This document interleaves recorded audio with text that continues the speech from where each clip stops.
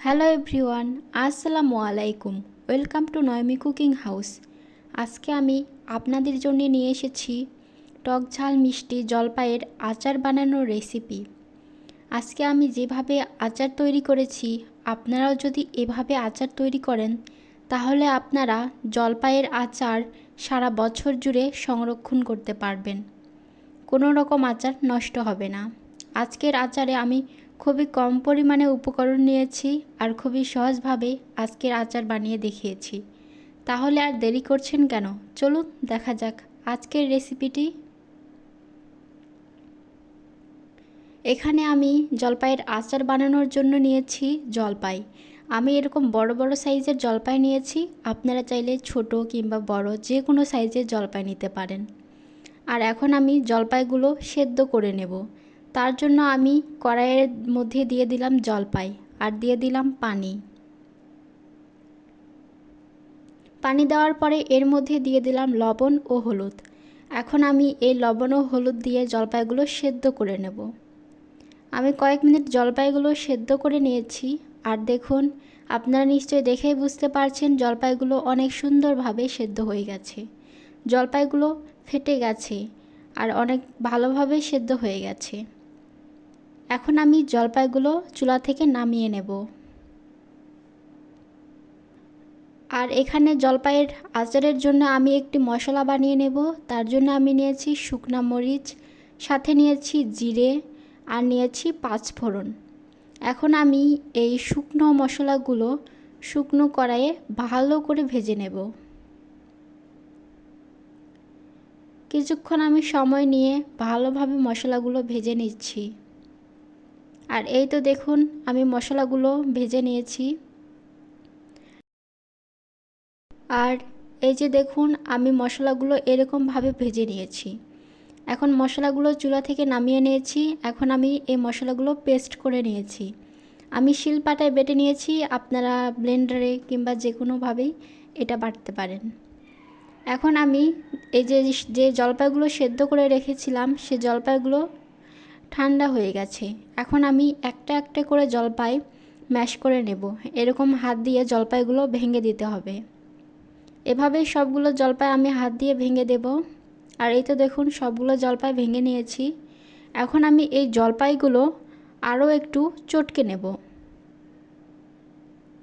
আপনারা চাইলে কিন্তু এরকম একটু গোটা গোটা রাখতে পারেন, এভাবে আচার বানালে খেতে ভালো লাগে। কিন্তু আমার মনে হয় এই জলপাইগুলো আর একটু যদি চটকে নিয়ে একটু যদি নরম করে নেই তাহলে আবার আচারটা খেতে দারুণ লাগবে। আর এই তো দেখুন, আচারগুলো ম্যাশ করা হয়ে গেছে।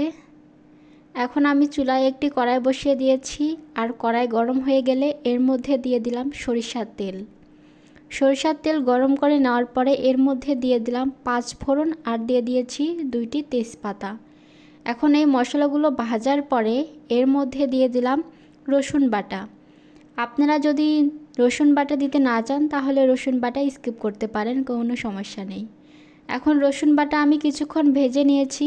এরপরেই এর মধ্যে দিয়ে দিলাম যে জলপাই ম্যাশ করে রেখেছিলাম সেই জলপাই দিয়ে দিলাম।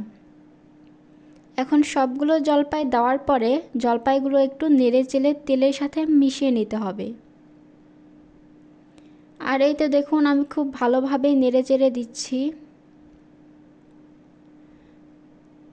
আর খেয়াল রাখতে হবে যাতে নিচে না লেগে যায়, যাতে জলপাই পুড়ে না যায়।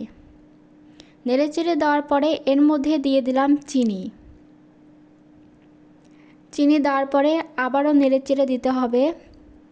চিনি দেওয়ার পরে দেখবেন জলপাইগুলো একটু নরম হয়ে আসবে। এরপর এর মধ্যে দিয়ে দিলাম স্বাদমতো লবণ ও মরিচ গুঁড়া। আর দিয়ে দিলাম যে মশলাটা তৈরি করে রেখেছিলাম সেই মশলার অর্ধেকটা দিয়েছি। আর বাকি অর্ধেকটা রেখে দিয়েছি আচার বানানোর শেষের দিকে সেই মশলা দিয়ে দেব। এখন আমি জলপাইগুলো নেড়ে চেড়ে মশলার সাথে ভালোভাবে মিশিয়ে নিচ্ছি। আর এখন দেখবেন গুঁড়ামরিচ দেওয়ার কারণে জলপাইয়ের কালারটা ধীরে ধীরে চেঞ্জ হতে শুরু করবে। আর এই তো দেখুন, কালারটা চেঞ্জ হতে শুরু করেছে। এখন কয়েক মিনিট নেড়ে চেড়ে দেওয়ার পরে এর মধ্যে দিয়ে দেব আমি ভিনেগার। আমরা সবাই জানি ভিনেগার দেওয়ার কারণে আচার দীর্ঘ সময় সংরক্ষণ করা যায়, আচার নষ্ট হয় না। এজন্য আমি ভিনেগার দিয়েছি। এখন আবারও নেড়েচেড়ে নেব কয়েক মিনিট। এই তো আমি কয়েক মিনিট ভালোভাবে নেড়েচেড়ে দিয়েছি। এখন আমি আচারের জন্য যে বাকি মশলাটুকু রেখেছিলাম সেই মশলাটুকু দিয়ে দেব। মশলা দেওয়ার পরে আবারও আচারগুলো নেড়েচেড়ে দেব। এখন আবারও কয়েক মিনিট ধরে আচারগুলো নেড়েচেড়ে দিব। আর এই তো দেখুন আচারের কালারটা অনেক সুন্দর এসেছে। আর আচার বানানো প্রায় শেষের দিকে। এখন আমি আচারটা চুলা থেকে নামিয়ে ঠান্ডা করে আপনাদেরকে পরিবেশন করে দেখাবো। আর এই তো দেখুন আচার ঠান্ডা হয়ে গেছে। আর আচারটা দেখতে অনেক লোভনীয় হয়েছে। এভাবে যদি আপনারা আচার বানান তাহলে সারা বছর সংরক্ষণ করে আপনারা আচার খেতে পারবেন। আশা করি আমার আজকের এই ভিডিওটি আপনাদের অনেক বেশি ভালো লেগেছে।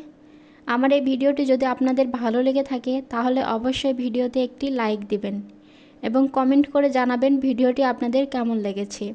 আজকে এই পর্যন্তই। সবাই অনেক বেশি ভালো থাকবেন, সুস্থ থাকবেন। খোদা হাফেজ।